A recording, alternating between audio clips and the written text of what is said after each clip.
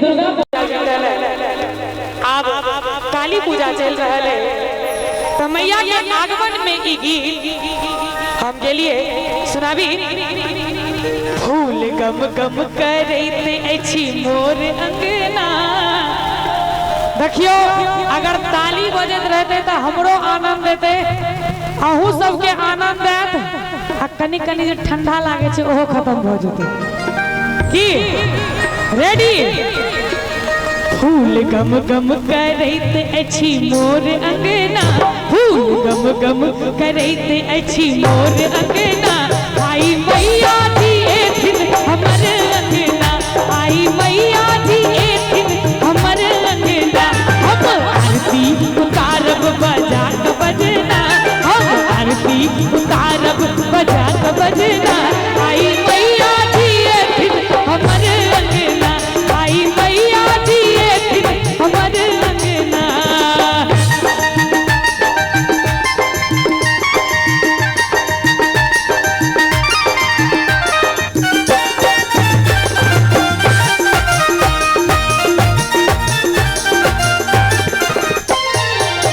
हे जगदम्ब विलम्ब ने करियो, दीन दुखी के रे अवलंब बनियो। हे जगदम्ब विलम्ब ने करियो, दीन दुखी के रे अवलंब बनियो। अछि बाट निहारत हमर नैना, अछि बाट निहारत हमर नैना। आई मैया जी एथिन हमर अंगना, आई मैया जी एथिन हमर अंगना। बाजू दुर्गा मैया की जय, मैया की।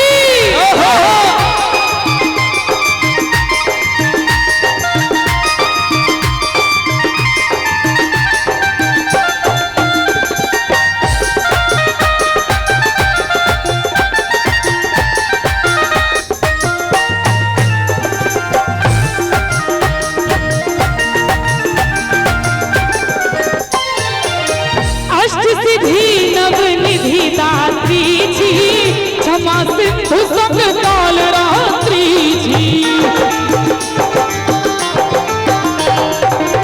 अष्ट सिद्धि नव निधि दात्री जी, क्षमा सिंधु संग काल रात्रि जी।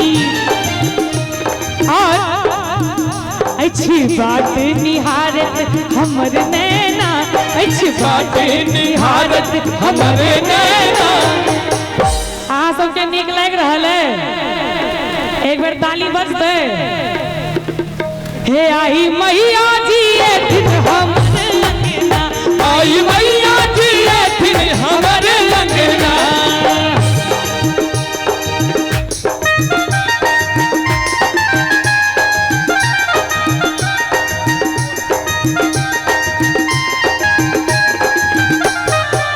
जय हो।